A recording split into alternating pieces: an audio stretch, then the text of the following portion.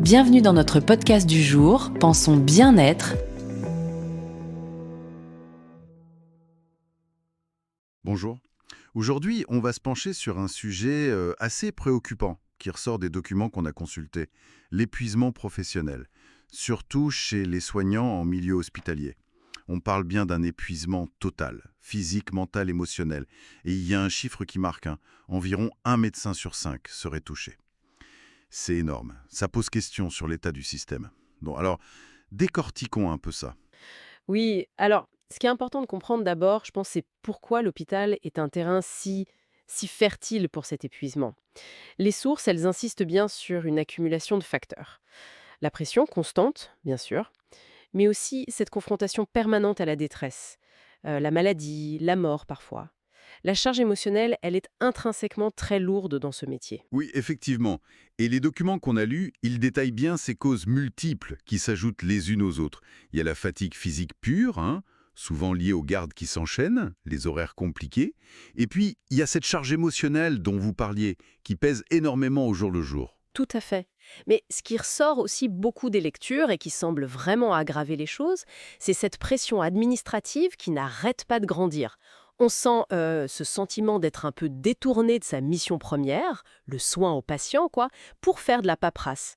Et par-dessus ça, vient se greffer un vrai sentiment de manque de reconnaissance, l'impression que tout cet investissement, il n'est pas vraiment vu ou pas valorisé comme il devrait l'être. C'est comme une sorte de cocktail toxique en fait. Les sources insistent sur la façon dont tout ça interagit. Oui, complètement. Et c'est là que le mécanisme est assez pervers, en fait. Si on relie un peu tout ça, on voit bien comment, par exemple, la charge administrative, elle génère pas seulement de la frustration. Elle va aussi grignoter le temps qui pourrait servir à souffler un peu ou à échanger entre collègues, ce qui renforce l'isolement et ce sentiment d'être submergé par l'émotionnel. Et le manque de reconnaissance, il arrive un peu comme la goutte d'eau, quoi. Il vient saper la motivation profonde. Oui, je vois. Et les conséquences décrites dans les documents, elles sont sérieuses.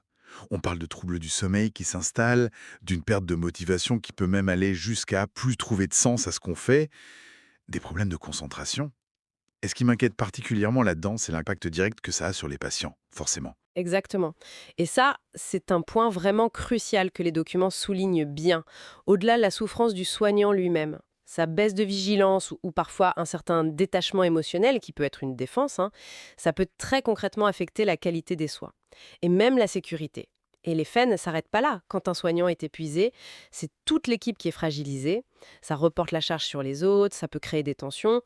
C'est un effet systémique, vraiment, qui peut menacer la cohésion et l'efficacité de tout un service. D'accord. Alors, face à ce tableau quand même assez sombre, les documents proposent des pistes, des solutions. Qu'est-ce qui est mis en avant? Oui, heureusement, il y a des pistes. Plusieurs axes sont évoqués. D'abord, une nécessité de repenser l'organisation du travail, mieux répartir la charge, éviter les plannings intenables. Ça paraît basique, mais c'est fondamental.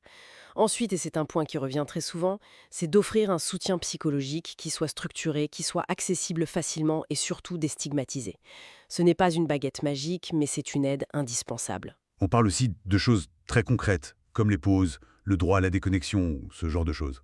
Oui, tout à fait. Encourager les vraies pauses, celles où on peut vraiment couper, souffler, et essayer de protéger le temps personnel, ce qui est un vrai défi dans ces métiers où l'urgence est la norme, bien sûr.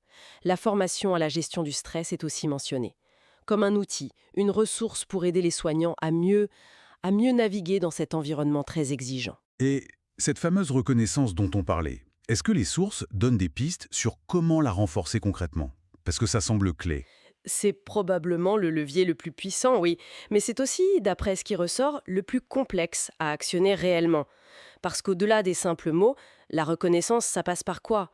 Des conditions de travail meilleures, une écoute réelle de la part de la hiérarchie, une valorisation des compétences, de l'engagement au quotidien. Et ça touche à la culture même de l'hôpital, de l'institution.